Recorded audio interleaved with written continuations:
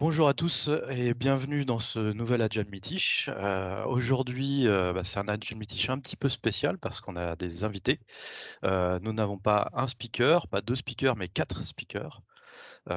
Donc Guy, qui est Agile Coach chez nous, qui va être accompagné par Isabelle, Benoît et Sullivan. Donc, je te laisse la parole, Guy, et on va parler aujourd'hui d'une expérimentation agile qui a été menée sur plusieurs années au sein de l'Université de Lorraine. Guy, c'est à toi.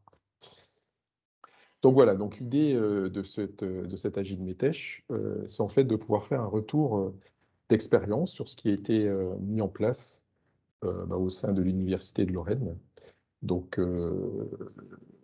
c'est un objectif. L'objectif, c'était de pouvoir accompagner en fait les étudiants dans la réalisation d'une application. Et ceci a été développé en mode agile. Et ça a été fait en fait dans le contexte et dans le cadre de leurs cours, de leurs unités d'équivalence. Et ce cours, c'était le cours de gestion de projet en mode agile.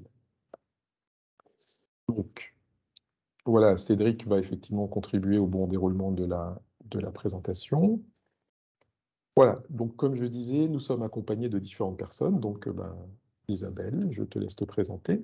Alors, bonjour à tous, donc je m'appelle Isabelle Pesci, je suis maître de conférence à l'Université de Lorraine. Benoît. Donc Benoît Martin, professeur de l'université à l'Université de Lorraine.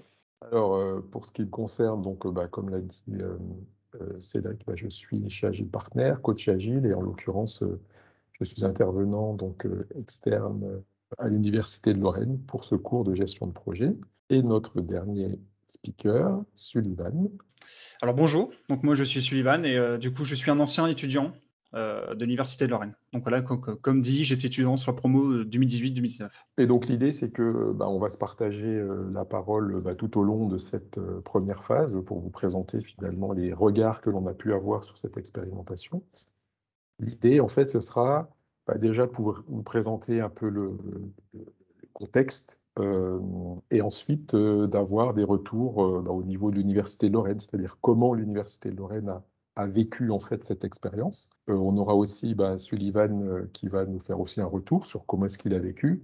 Et puis pour ma part aussi, en tant qu'enseignant et puis coach d'Agile Partner, je vous ferai aussi un retour sur cette expérimentation. Et puis ce sera le moment de pouvoir poser vos questions. Si vous êtes prêts, eh bien on peut y aller. Donc je vais laisser la parole à Isabelle. Donc on va vous expliquer le contexte. Donc voici notre cadre de travail. Donc on est basé sur Metz. Donc on est à l'Université de Lorraine. On est basé sur Metz sur le site du Technopole à l'UFR Nîmes, dans ce bâtiment qui est assez récent. Dans ce bâtiment, alors qu'est-ce qu'on y fait? On y fait une formation à 3 niveaux, niveau licence, master, doctorat, dans 3 domaines, l'informatique, qui est celui qui nous concerne, les mathématiques et les sciences pour l'ingénieur. Parallèlement à ça, on a un adossement aussi recherche. Il y a 3 laboratoires qui sont basés dans ce bâtiment. Le LCOMS, qui est celui auquel j'appartiens, qui est un laboratoire pluridisciplinaire en automatique, en électronique, en informatique. Ensuite, on a un laboratoire de mathématiques, l'IECL, et le laboratoire, le SGIPM, qui est plus autour des sciences pour l'ingénieur. Le but de cet exposé, c'est de vous montrer un peu ce qu'on a fait dans le cadre de la formation master, des dernières années, la deuxième année de master, donc la dernière année, donc au niveau Bac plus 5, et plus particulièrement le master en informatique, orientation, interaction humain-machine que je gère en fait. Alors, pour vous expliquer le contexte, dans cette formation, on a un projet de synthèse qu'on donne à faire aux étudiants. C'est un projet, ce sont des projets concrets rassemblant à la fois de l'analyse, on part souvent de zéro, il peut y avoir un existant éventuellement, une phase de développement et des tests utilisateurs parce que c'est quelque chose qui est important pour notre formation centrée autour de l'humain. Et ça ne doit pas ressembler à un projet classique de nos formations parce que déjà c'est un gros projet, c'est pas dans le cadre d'un petit enseignement, c'est quelque chose qui a lieu d'octobre jusqu'à mars et spécifiquement sur un problème d'IHM, d'interaction humain-machine. Il doit y avoir une interface, une application à développer en relation avec un ou plusieurs utilisateurs. Voilà. Et ça a lieu, on libère les étudiants tous les lundis et mardis pour qu'ils puissent bosser sur ce projet. Ça, c'était il y a longtemps. Et en 2016, on a fait un petit bilan. On s'est dit, il y a un problème avec ce projet parce que déjà, on a il y avait plein de projets, plein de sujets différents. On n'avait que des petits groupes d'étudiants, c'est-à-dire c'était des sujets qui étaient donnés à des groupes de 2 ou 3. Donc, c'était pas forcément quelque chose de très concret. On avait du mal à gérer le projet tout simplement parce qu'on avait du mal à arriver au bout du travail. Les étudiants ne travaillaient pas de manière régulière, c'était souvent à l'arrache à la fin. Voilà, donc c'était pas vraiment ce qu'on voulait d'un projet de synthèse. Et il n'y avait pas cette dimension professionnelle qu'on attendait dans le master, surtout pour des dernières années. Surtout, nous, on ne gérait pas du tout la notion de gestion de projet. Il y avait un cours de gestion de projet qui était déjà fait par Guy à côté, mais il n'y avait aucune connexion. Donc, à côté, il y avait le cours de méthode agile fait par Guy, mais on n'avait pas de connexion. Et on s'est dit, c'est un peu dommage parce que les étudiants voient de la théorie à côté, et puis nous, on a la pratique, mais il n'y a pas de lien entre les deux. Donc, voilà, ça, c'était un premier constat pour le projet de synthèse. Donc l'idée, c'était de se dire, on veut impliquer un plus grand nombre d'étudiants, pas des petits groupes de 2 ou 3, vraiment un gros projet, et qui soit vraiment utilisable. Donc, où il y ait vraiment une finalité derrière, un besoin de clients. Donc, on veut des vrais clients, on veut que ce soit une application qui ne soit pas juste mise de côté à la fin de l'année. Il faut que ce soit quelque chose qui serve aux gens, donc qui ait un intérêt. Et l'idée, c'est finalement que le projet de synthèse soit un cas pratique de la gestion de projet. Donc, on voulait d'un côté arrêter le cours de gestion de projet en termes de théorie, juste des cours avec des petits exemples. On voulait vraiment que ça s'appuie sur ce projet. Après, il fallait trouver un sujet qui corresponde. Ça, c'est la diapo d'après. Alors, il se trouve qu'en master, on a ce qu'on appelle la CAM2I. Et on s'est dit, ça, c'est un bon terrain pour faire un vrai projet. Alors, c'est quoi la CAM2I? C'est tout simplement la commission d'admission en master mention informatique. C'est l'ensemble des responsables du master qui se réunissent en commission pour traiter tous les dossiers de demande d'admission dans notre M1 et notre M2, puisque l'admission n'est pas de droit. Donc, les étudiants doivent déposer des dossiers. On a 9 orientations possibles dans le master. C'est un master qui est réparti sur les 2 sites, Metz et Nancy. Donc, il y a vraiment beaucoup de dossiers à traiter. Et en plus de ça, on a 2 provenances. On a les dossiers d'étudiants étrangers qui sont dans une liste de pays identifiés. C'est ce qu'on appelle Campus France. Maintenant, c'est Études en France. Et on a tous les autres candidats, eux, passent par une autre procédure qui s'appelle e-candidat. Avant, ça s'appelait Ciel, maintenant, c'est e-candidat. Donc, on a vraiment plein de dossiers qui arrivent par ces 2 branches. Il faut traiter tout ça. Et du coup, ce qu'on faisait à l'époque, c'est qu'on faisait plusieurs réunions régulières à partir de fin mars pour pas tout avoir à traiter au mois de juillet parce que ça faisait vraiment trop de dossiers. Puis, on a des contraintes aussi. Quand un dossier étranger arrive et qu'on le récupère, on a un délai pour le traiter. Si on ne le traite pas, le dossier est considéré comme admis. Et en plus de ça, dans cette commission, il y a beaucoup de personnes impliquées. Déjà, il y a les 2 responsables de master parce qu'on est BICIT. Il y a 9 orientations possibles. Chaque orientation, il y a un responsable. Les orientations, elles sont dans des spécialités qui sont aussi gérées par d'autres responsables, plus toute l'administration. On a la scolarité de Metz et la scolarité de Nancy. Donc, beaucoup de personnes impliquées. Le constat en 2007, c'est que là, j'ai mis un schéma. On s'en fout si on ne voit pas ce qui est écrit. C'est pas ce qui a. Ce schéma, il résume un peu la procédure pour traiter les dossiers. En gros, il y a plein de boîtes, plein de flèches, plein de gens impliqués. Ça part dans tous les sens. Pour accéder aux données, c'était assez difficile parce qu'on recevait des PDF d'endroits différents.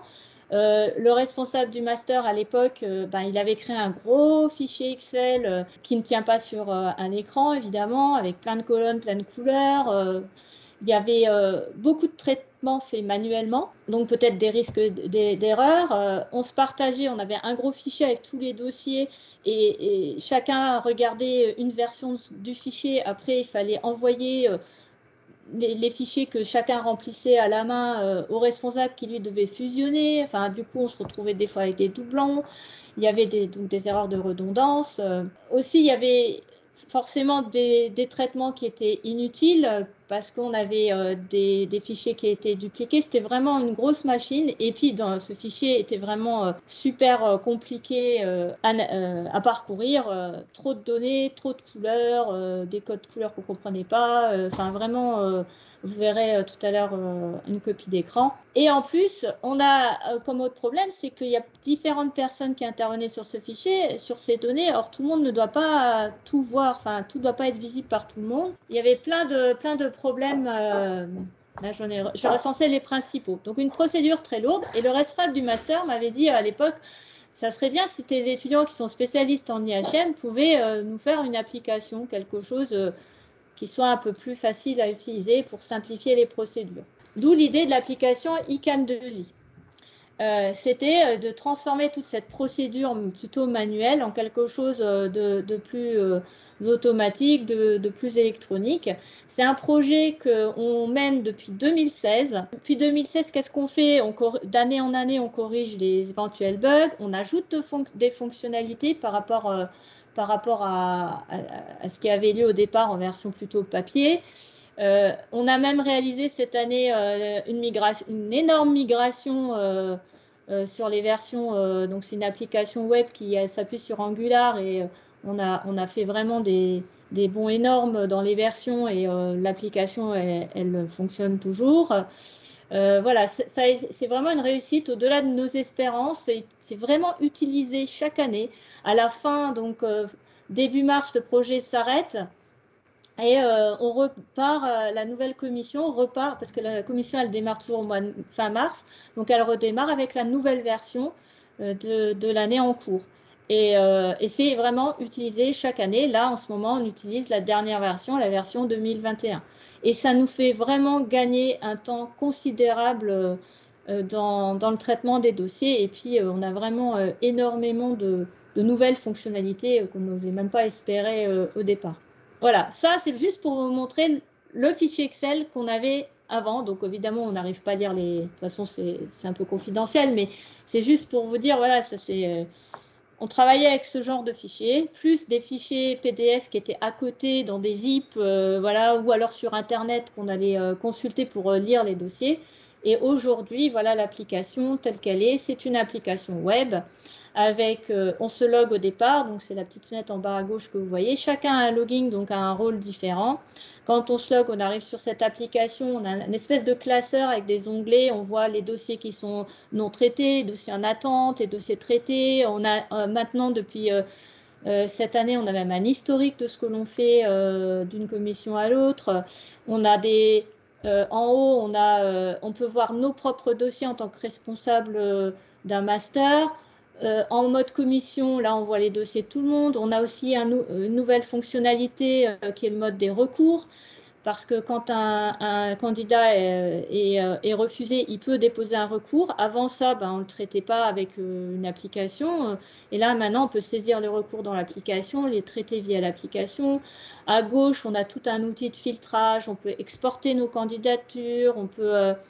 Enfin, vraiment, il y a énormément de choses. Et puis, dans la zone centrale, donc là, c'est hyper interactif. On a les candidats, on a tout un code de couleurs, mais qui veulent dire quelque chose. C'est assez facile à retenir. Rouge, ça veut dire que c'est pas traité, et vert, ça veut dire que c'est traité. Donc, ensuite, à côté, on a des cartes, et puis on a les petits icônes à droite. Quand on clique dessus, on accède tout de suite au PDF. On n'a plus besoin d'aller dans une autre application pour récupérer les PDF. On a le petit crayon, quand on clique dessus, la carte, elle va se déplier et on va pouvoir mettre nos avis qui sont déjà pré-remplis. On peut mettre des remarques, on peut faire plein de choses. Voilà, le petit œil, c'est juste pour consulter sans modifier. Enfin, c'est vraiment hyper interactif. On voit les dossiers. Là, par exemple, on a un dossier qui a fait 3 candidatures, une dans l'orientation GI, une dans l'orientation IHM, une dans l'orientation IL. Voilà, on voit les résultats. Enfin, bref, je ne vais pas rentrer trop dans le détail, mais on a vraiment beaucoup de choses. Et on a aussi cette année, depuis l'année dernière, ça c'est la 2e année, mais c'est cette année où ça a vraiment beaucoup évolué, c'est le tableau de bord, donc c'est la diapo d'après. Voilà, maintenant on peut même générer dans l'application, on a cet outil qui est un tableau de bord qui nous montre plein de statistiques sur combien de dossiers qui sont arrivés par orientation, admis, favorable. On a même une carte qui nous montre la répartition géographique des candidatures, qu'elles viennent de Campus France ou e-Candidat. Tout est interactif, on peut télécharger les statistiques, parce que ça, c'est quelque chose qui est super important pour nous quand on fait les dossiers d'habilitation, c'est d'avoir des stats. Maintenant, tout est généré. C'est vraiment un outil, on ne pourrait plus s'en passer, quoi. Ça répond vraiment à nos attentes en termes d'ergonomie, d'utilisabilité.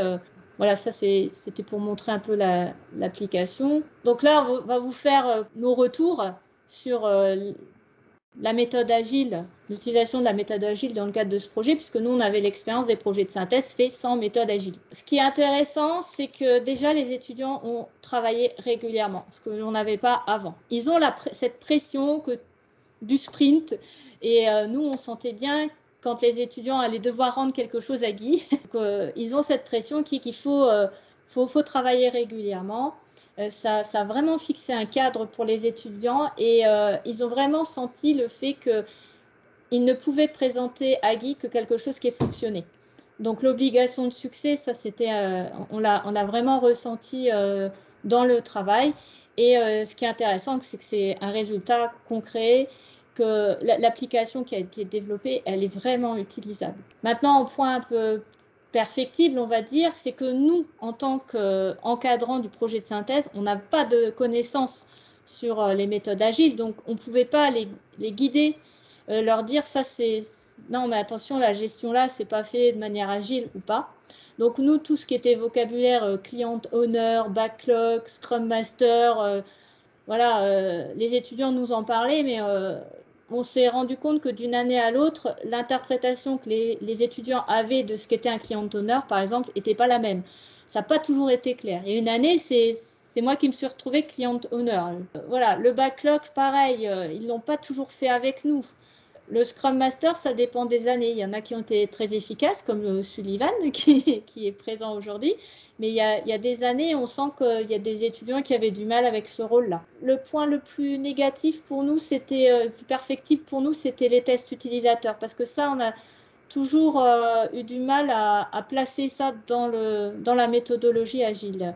C'est ce qui a été souvent le plus négligé de la part des étudiants. Il y a Benoît, si tu veux intervenir en même temps, hein, n'hésite pas si j'oublie des choses. Hein. Non, tu es exhaustive. D'accord. Isabelle, on Ouais. a une question de Yann sur le chat qui nous demande ce projet de synthèse a duré combien de sprints en fait? Quelle est la durée de ce projet? On commence au mois d'octobre, on lance le projet et on le finit début mars. Donc, je ne sais plus, Guy, Oui. ça fait combien de sprints? Combien de sprints et de quelle durée sont les sprints? Oui, alors ça c'est un point sur lequel je reviendrai effectivement tout à l'heure, sur la durée du Tu sprint. peux y répondre tout à l'heure, il n'y a pas de souci. Voilà, mais en gros, c'est donc un projet qui a duré 5 ans. Les sprints sont de 3 semaines et il y a 5 sprints, inclus le sprint 0, donc on y reviendra tout à l'heure. Et donc, c'est 5 fois 5. Donc, ça fait 25 sprints en tout avec différentes promotions. Avec la difficulté qu'à chaque fois, la nouvelle promo s'approprie le travail des étudiants précédents, ce qui n'est pas toujours très, très simple. Alors, nos recommandations, déjà, la qualité est non discutable. C'est que déjà que le backlog, il faut le faire avec nous, parce que ça, on s'est rendu compte que d'une année à l'autre, c'était pas toujours le cas, et du coup, voilà, ça répondait pas forcément, les priorités n'étaient pas forcément les bonnes, priorités choisies par les étudiants. Bien définir les rôles, qui est le product owner, le scrum master, et puis s'y tenir à ces rôles-là, parce que des fois, on n'avait pas l'impression qu'il y avait vraiment un scrum master, que c'était un peu tout le monde. Et du coup aussi, définir dès le départ qui va tirer bénéfice du résultat, parce qu'on n'a pas forcément qu'un seul client. Et donc, il faut s'assurer aussi que ce qui est développé, ça répond vraiment à ses attentes. Et donc aussi, ne pas hésiter à solliciter les clients. Nous, on était disponibles, on a dit aux étudiants, vous avez les lundis, mardis pour travailler. On n'est pas forcément là avec eux les lundis, mardis, mais on est disponible. S'il y a besoin qu'on vienne les lundis, mardis, on vient les lundis, mardis, on se prend 1 heure, 2 heures Voilà. Et ça, c'était pas forcément toujours simple avec les étudiants. On a remarqué aussi que les user stories étaient pas. On avait l'impression des fois que c'était fait juste parce que c'était demandé par Guy, mais on ne sait pas si. Enfin, c'était pas forcément utilisé. Gérer la régression aussi, ça c'est quelque chose qui est hyper important. Nous, comme chaque année, on repart avec un nouveau panel d'étudiants. Il y a des choses qui ont été faites avant. On ajoute de nouvelles fonctionnalités. Il faut s'assurer que ce qui a été fait avant fonctionne toujours. Voilà, donc ça veut dire qu'il faut consacrer du temps pour ce qui a été livré avant pour que ça fonctionne toujours, quitte à peut-être développer moins de choses nouvelles, mais il faut vraiment que ce qui était avant, qui nous a satisfait, continue à l'être. Et ça, les étudiants n'en ont pas forcément toujours conscience. Et du coup, peut-être aussi tout ce qui est test, penser à automatiser, puisque c'est des choses qui vont être faites régulièrement. Bon, alors je laisse la parole. Ah, Sullivan. Alors du coup, oui, donc moi je vais vous donner donc toute expérience voilà sur ce projet agile donc sur la période 2018-2019 et d'abord donc concernant les attentes et les appréhensions. Alors déjà ce qu'il faut savoir, c'est que les méthodes agiles, en ce temps-là, j'en avais vraiment juste entendu parler, mais je ne savais pas du tout ce que c'était. Et du coup, pour moi, je savais juste que c'était voilà une méthode de travail qui était supposée vraiment être la meilleure lorsqu'on développe un projet en informatique. Donc moi, ce que j'attendais vraiment, voilà, c'était vraiment c'est savoir comment était définie cette méthode et comment elle fonctionnait, pour voir vraiment si c'était vraiment une des meilleures méthodes de travail, enfin la meilleure méthode de travail. Deuxième point aussi, c'est que c'est comment, ça c'est une appréhension, c'est comment travailler en grande équipe, parce que alors le projet, ce projet agile sur Chem2I, c'est sur une classe entière. Même si le projet, on va dire, généralement, on divise les étudiants en 2 groupes. Donc, ça fait quand même, chaque groupe, c'est entre 8 et 10 élèves. Donc, ça fait 8 à 10 développeurs. Donc, ça fait quand même déjà, c'est quand même par rapport à tous les projets étudiants qu'on a pu avoir avant, où c'était qu'à la fois, on était soit en solo, soit en duo, voire et vraiment très rare fois plus que ça. Là, passer de 1 à 2 personnes à 8-10 personnes, c'est vraiment c'est comment faire pour travailler avec autant de développeurs en groupe. Et enfin, donc un projet qui doit réussir à fonctionner, ça donne un peu plus de pression dans le sens où par rapport à des projets, encore une fois, des projets étudiants, une fois que le projet étudiant a été terminé, moi généralement on le revoit plus ce projet, on n'en parle plus. Et là, avec Chem2I, on sait que ça va être déjà utilisé, que c'est en cours d'utilisation et que à la fin de l'année, au mois de mars, ça va être utilisé. Donc, ça rajoutait un coup de pression où il fallait forcément qu'on rende quelque chose d'utilisable qui fonctionne. Donc, sur les points, les points positifs, négatifs, points intéressants et perfectibles, c'était déjà, comme je disais, l'introduction aux méthodes agiles, méthode Scrum. Comme je l'ai expliqué ensuite par la suite par rapport à son application, moi, de ce que j'ai pu voir dans le monde ensuite, dans la vie professionnelle, c'était vraiment une bonne expérience pour moi de découvrir cette méthode-là, qui n'avait strictement rien à voir avec les méthodes, on va dire, que je faisais quand j'étais étudiant. C'était un peu chaotique, où les rendus de projet un peu en retard, où il n'y avait pas forcément c'était des projets étudiants. Donc là, c'était vraiment on est passé de tout noir ou tout blanc grâce aux méthodes agiles. Travailler sur un projet de plus grande envergure, là aussi, comme je disais tout à l'heure, c'est le fait de passer d'un petit projet qui va durer quelques semaines pour un cours en étant tout seul ou à 2, à un projet qui a duré toute l'année, pendant 6 mois, avec vraiment beaucoup de gens.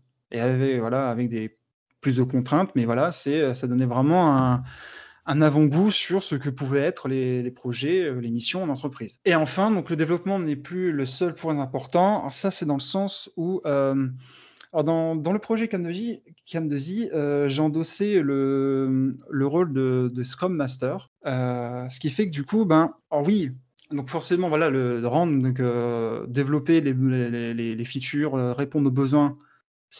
Développer les features, c'était très important, mais encore une fois, c'est pas le seul point important, dans le sens où il fallait pouvoir gérer, en tant que Scrum Master, il fallait que je puisse gérer, si les développeurs, les autres étudiants avaient un souci sur un point, que j'aille du coup les aider là-dessus, savoir comment on pouvait les aider. Je faisais aussi du coup le contact, j'étais la liaison entre du coup les développeurs et les product owners, pour savoir aussi, si jamais il y a un souci de compréhension, on pouvait du coup j'allais dû communiquer avec eux. Donc il y avait plus, voilà, c'était pas on a juste un projet avec une feuille disant vous devez faire ça et on vous revoit à la fin du projet. Là, et vous développez ça. Donc là, c'est vraiment un point beaucoup plus, comment dire, le point important, il est plus humain cette fois-ci. Dans les points perfectibles, alors, difficulté d'appliquer la méthode d'agile au départ. Ça, c'est, alors oui, avant de commencer à développer, à se lancer vraiment dedans dans les Cam2i, on a vu du coup quelques cours avec Monsieur Fabien afin qu'il nous puisse nous expliquer du coup les méthodes agiles, les méthodes Scrum. Mais bon, vu que c'était toute nouvelle méthode que beaucoup, enfin quasiment la totalité de notre groupe n'avait pas connu, n'avait jamais appliqué, eh ben, c'est quand même compliqué d'appliquer cette nouvelle méthode.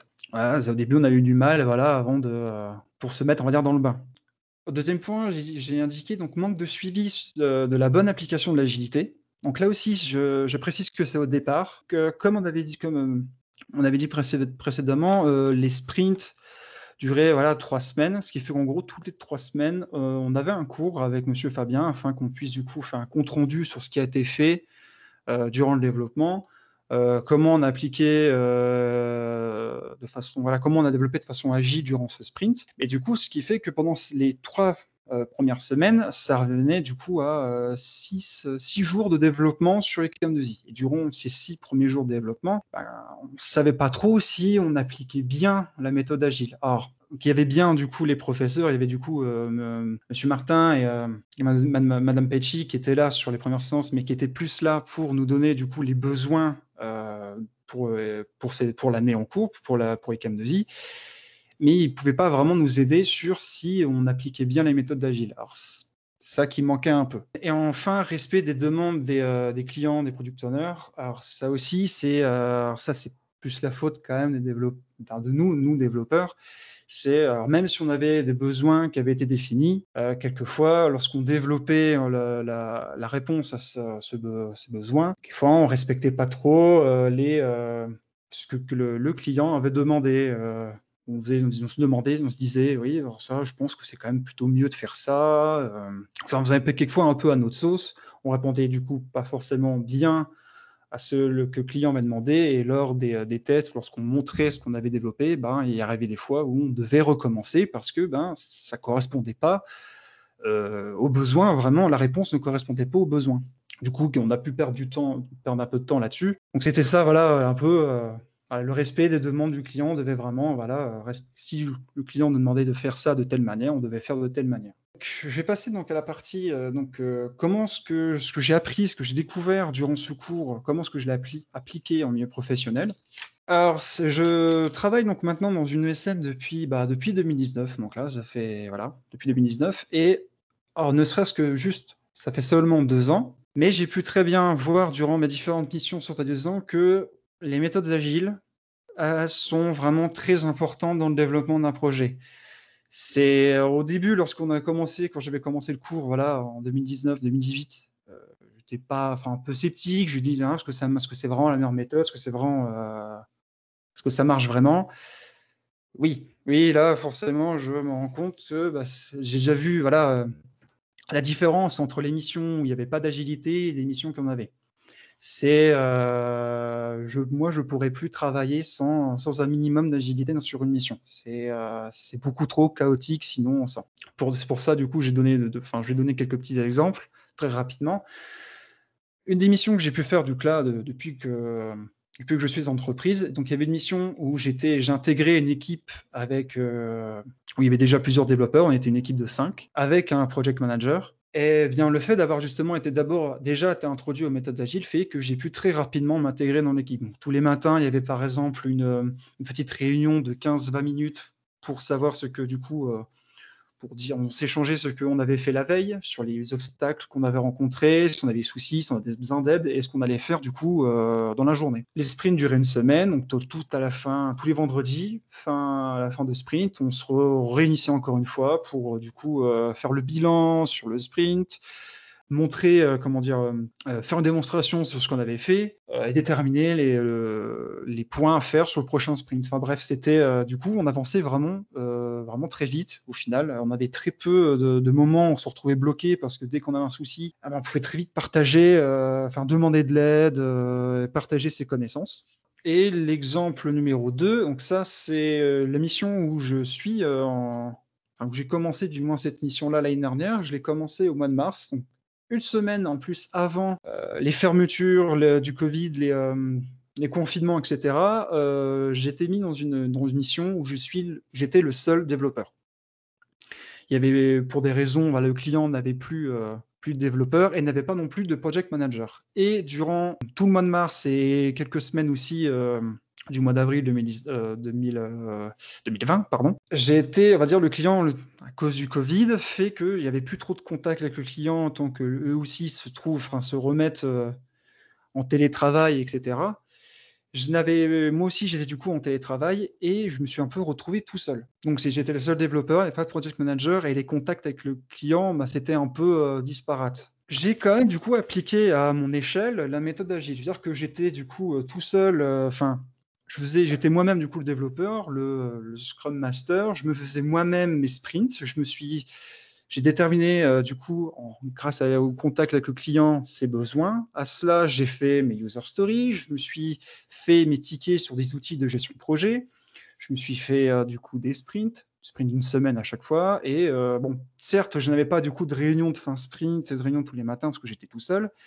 Mais je me suis avancé de sprint en sprint, j'ai pu avancer sur le projet. Ce qui fait que lorsque le client est revenu, une fois que lui, il a pu se mettre en place un système en télétravail, lorsqu'il est revenu vers moi, il avait un peu d'appréhension dans le sens où ça fait un peu plus d'un mois qu'il travaille tout seul. Qu'est-ce qui s'est passé? Du coup, est-ce qu'il a vraiment continué est-ce qu'il a bien avancé tout ça? Moi, j'ai pu du coup lui présenter, oui, attendez, j'ai fait ça. Donc là, je peux vous faire un compte rendu sur chaque sprint, ce que j'ai fait chaque semaine. Vous pouvez déjà, j'ai pu lui montrer des choses, vous pouvez déjà tester ceci.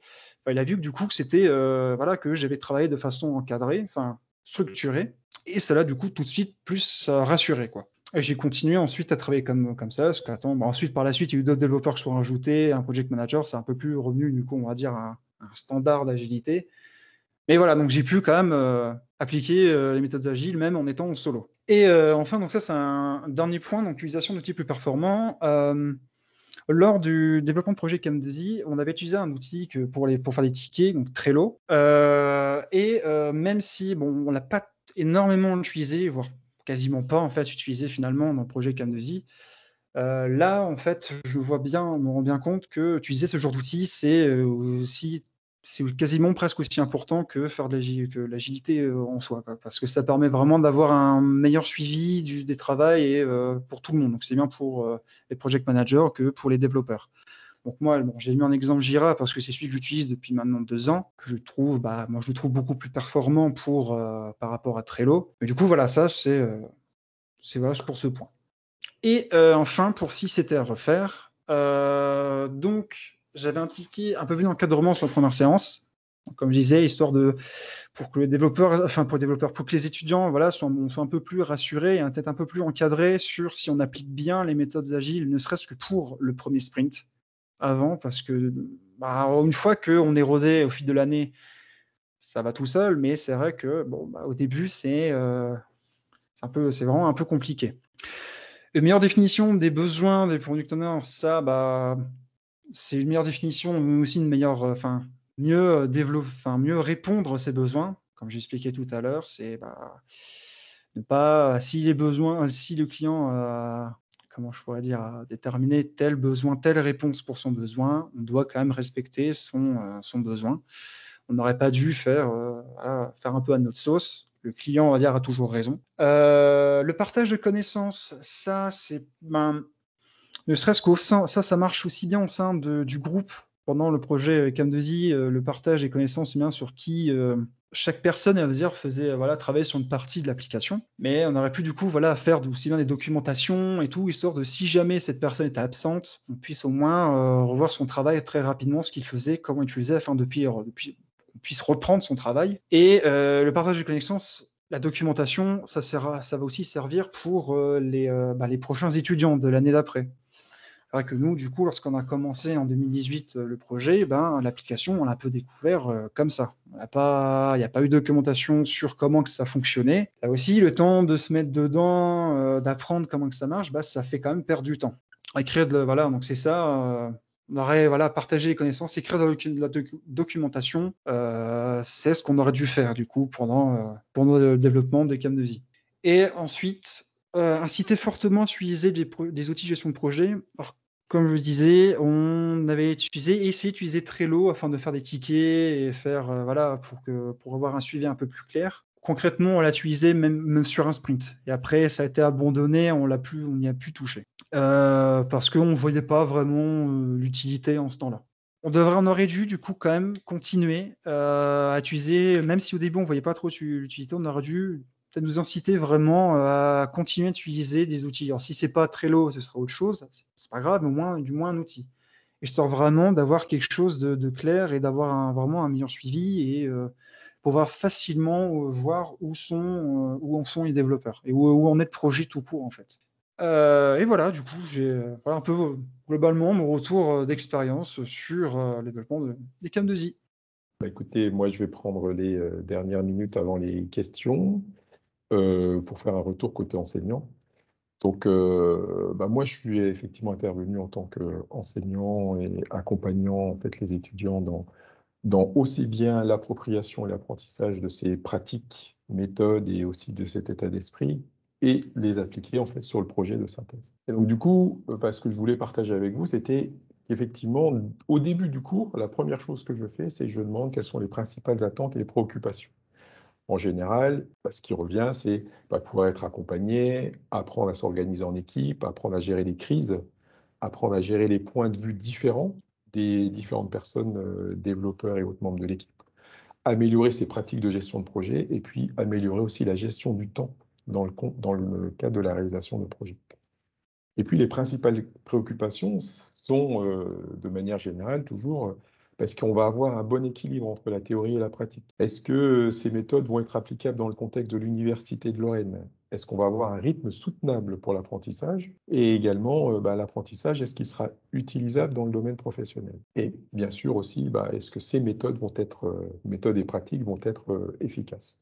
Donc ça, c'est en général, quand on regarde et quand j'interroge l'ensemble des promos, voilà en fait les points qui ressortent de manière générale. Et puis donc du coup, mon objectif, quand je l'accompagne, c'est vraiment de faire découvrir l'agilité et homogénéiser sa compréhension.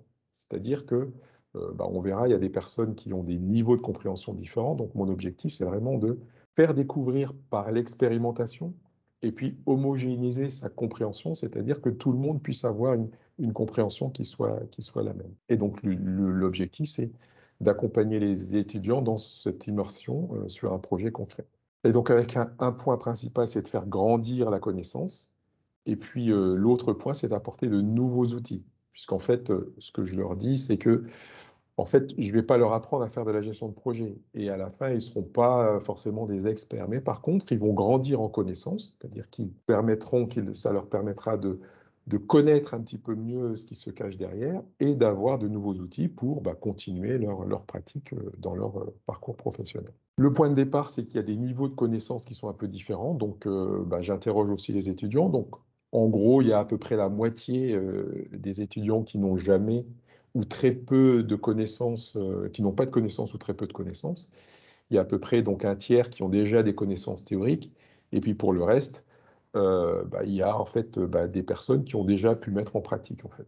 Et l'approche que j'utilise, c'est dans un premier temps, il y a une première session où il y a plus de théorie avec la mise en pratique dans le contexte d'un serious game. Et puis, ce que je leur demande de faire entre les sessions, c'est de faire ce qu'on appelle un sprint zéro, donc vraiment de cadrer, de définir un cadre pour réaliser leur projet, qui viennent présenter en fait dans la deuxième session du cours, avec les rôles qui vont être définis, l'organisation de l'équipe, comment l'équipe va s'organiser, une vision partagée de l'objectif à atteindre, et puis un backlog et en fait un certain nombre de résultats techniques, donc qui sont les interfaces utilisateurs, si c'est quelque chose de nouveau, ou en fait des proof of concept qui doivent venir valider le fonctionnement d'un composant qui va être utilisé dans le contexte de leur projet. À l'issue de ça, eh bien, tous les cours sont réalisés en fait de la même manière, c'est sur base du backlog. Eh bien, ils définissent un contenu, donc un backlog de sprint, donc des fonctionnalités à développer dans le contexte d'un sprint. Le sprint dure en général 3 semaines, donc en tenant compte en fait des congés scolaires, etc. Et puis à la fin, ils viennent présenter un résultat dans le contexte de session, donc toujours des cours. Et en fait, il y a de la session 3 à 6, ils viennent présenter en fait le résultat de leur sprint et on échange autour de ça.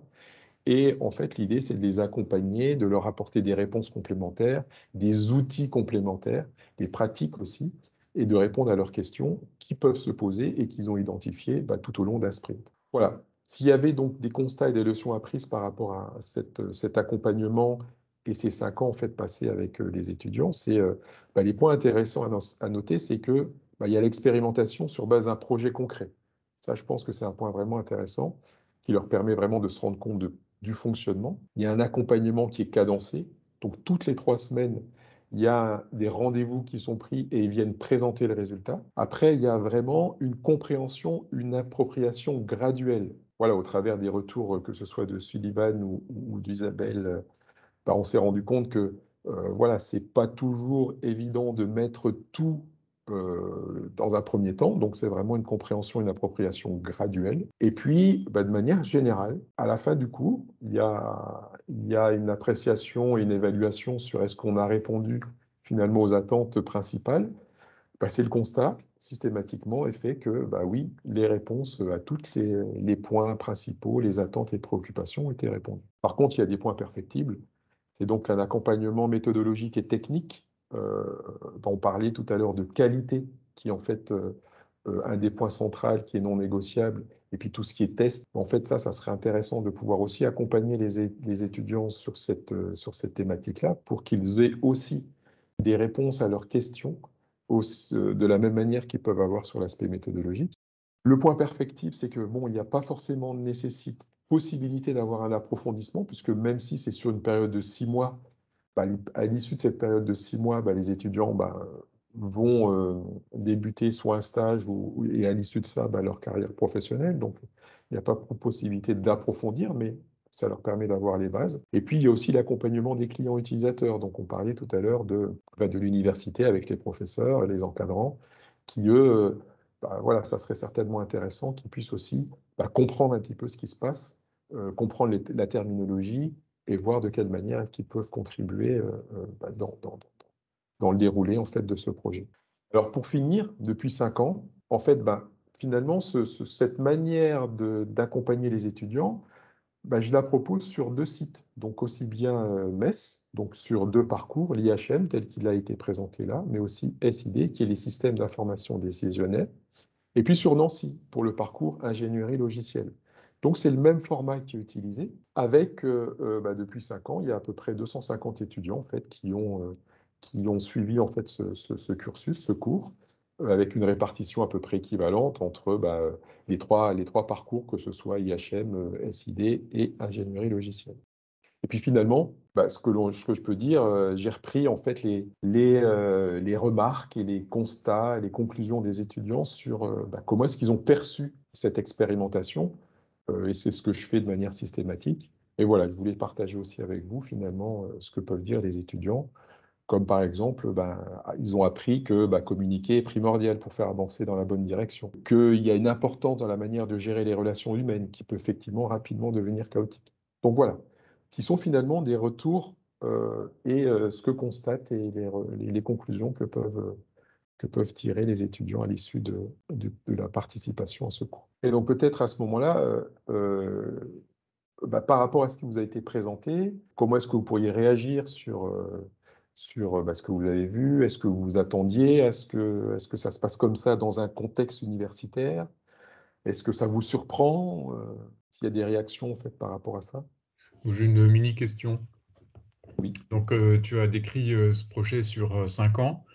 Est-ce que tu refais, tu appliques les mêmes principes chaque année, ou est-ce que tu as fait évoluer aussi un petit peu ta gestion de projet au cours des 5 promos successives? Effectivement, j'ai fait évoluer la gestion de projet plus dans, je dirais, le début, c'est-à-dire ce qui peut être amené au début dans la partie un peu théorique, et la manière de structurer les cours, même si en fait ça reste un format similaire, c'est-à-dire que les étudiants viennent présenter le résultat, et puis il y a vraiment une partie d'échange sur ce qu'ils ont, les questions qu'ils se posent, et puis surtout ce que j'identifie qui peut leur être utile pour les sprints suivants. Donc, la structure reste identique. Par contre, par exemple, à Nancy, sur un projet, puisque sur les parcours, ce n'est pas forcément toujours le même projet qui est récupéré d'année en année. Il se peut qu'il y ait des projets qui sont réalisés sur un an. Par exemple, à Nancy, il y a un référent technique qui a été identifié, qui est un ancien étudiant d'une promo qui, effectivement, a accepté d'être référent technique. Donc, qui vient apporter des réponses aux étudiants de la promo qui peuvent se poser, aux questions qu'ils peuvent se poser. Voilà comment est-ce que ça a évolué en fait à la marge, mais avec toujours cette idée, c'est de faire comprendre par la pratique le fonctionnement de cette approche. Ok, merci pour cette réponse. Donc on a un témoignage de Thomas qui dit qu'il a été étudiant en Master 2 IHM et que d'après lui, le point le plus important de l'agilité, c'est la communication. Et que quand on sait où on y va plus vite. Sans compter que tout le monde avait envie de bosser ensemble. Donc merci pour ce témoignage. Sylvain, tu as écrit une question, je te laisse prendre la parole peut-être pour la poser. Oui, merci. Donc, je crois, comme Isabelle l'a mentionné, au fil des années, il y a un effort d'appropriation de l'existant par les étudiants qui est de plus en plus important puisque l'existant grandit. Donc, je me demandais comment vous faites pour que, comme ils ont toujours le même temps qui est limité, pour qu'ils restent productifs, promotion après promotion, qu'ils soient suffisamment productifs pour produire des nouvelles fonctionnalités, même s'ils peuvent en produire un petit peu moins au fur et à mesure. Puis une question annexe qui concerne plutôt la dette technique. Est-ce que la dette technique impacte aussi la capacité à produire de l'équipe? Peut-être, je vais juste commencer, je laisserai aussi la parole à Benoît et Isabelle, mais sur la question de comment est-ce qu'ils s'approprient, c'est vraiment l'objet du sprint 0. C'est-à-dire que ce sprint-là leur permet de prendre connaissance de l'application et de voir, de répondre à différentes questions. Et puis ce qui a aussi été mis en place, c'est qu'il se peut qu'il y ait un étudiant de la précédente promo qui puisse répondre à des questions. Voilà comment se passe cette appropriation. Et pour ce qui est en fait des nouvelles fonctionnalités, là, je laisse la parole à Isabelle et Benoît parce qu'ils proposent, ils ont un cahier des charges en fait qui définissent. Ils sont motivés parce que c'est noté, c'est important de le préciser.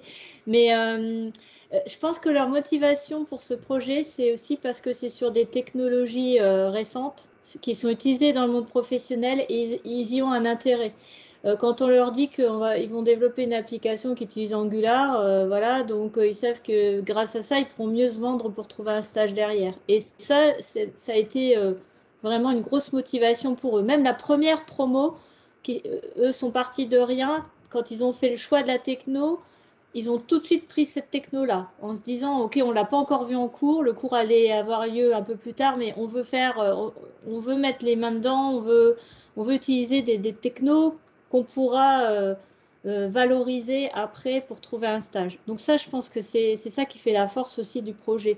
C'est que comme c'est concret, que c'est utilisé, que ça utilise des technologies pas universitaires, on va dire, ils y voient un intérêt. Et nous, derrière, comme aussi on veut utiliser, on a ce besoin que l'application soit opérationnelle, voilà, j'ai jamais senti un frein de la part des étudiants. Et comme l'a dit Guy, on s'arrange toujours pour qu'il y ait des contacts des années précédentes pour qu'ils puissent faire le lien. Une année, on a même réussi à faire venir un étudiant pour leur faire un petit cours de 4 heures pour s'approprier les technos qu'ils avaient mis en place. Voilà, on essaye de faire ce lien d'une promo à l'autre. Et en complément, en fait, pour ce qui est de la dette technique, alors dans l'analyse durant le sprint 0, les étudiants remontent un certain nombre de points pour dire ça serait peut-être bien de l'améliorer, ou ça serait peut-être bien de le faire différemment, ou il y a eu cette fameuse migration aussi d'Angular je sais plus, j'étais 4 vers Angular 10. Donc où là, il y a eu aussi une promo qui a identifié ce point comme étant un point important pour continuer à pouvoir développer les nouvelles fonctionnalités. Donc il y a eu un temps qui a été pris pour faire ça. Et puis, ce qui a été aussi identifié cette année avec les étudiants en alternance, c'est un outil donc, pour permettre de développer et de réaliser des tests de non-régression. Donc ça, je pense que ce sera certainement des choses qui vont être réalisées avec la promo à venir pour s'assurer que, au moins fonctionnellement, l'application continue toujours à fonctionner malgré les modifications qui sont apportées. Et puis ça, ce sera certainement aussi des éléments complémentaires sur la partie développement qui vont aussi être apportés. Alors malheureusement, il est 14h01, donc on est au bout de du temps qui nous était imparti. Il y a quelques commentaires d'anciens étudiants qui disent qu'effectivement ils ont appris des choses, que les principales motivations étaient de savoir que le projet allait être utilisé, et puis c'est vrai que ça doit être intéressant de voir comment un étudiant ne pas avoir à partir de zéro, comme 95% du temps. Effectivement, le fait de partir d'un existant doit être, ça a d'autres challenges, et il faut reconnaître que la plupart des projets dans le monde professionnel, on part rarement d'une feuille blanche. Donc merci à tous pour votre attention. On va vous libérer. Donc comme indiqué lors de la présentation que j'étais censé faire, mais que Guy a fait avec talent, on va évidemment mettre à disposition le replay d'ici 15 jours. Et puis, je pense qu'on va diffuser les slides assez rapidement. Merci pour votre attention, et puis on se verra lors du prochain Agile Meeting. Bonne fin de journée à tous. Merci à tous. Merci, au revoir. Au revoir. Au revoir.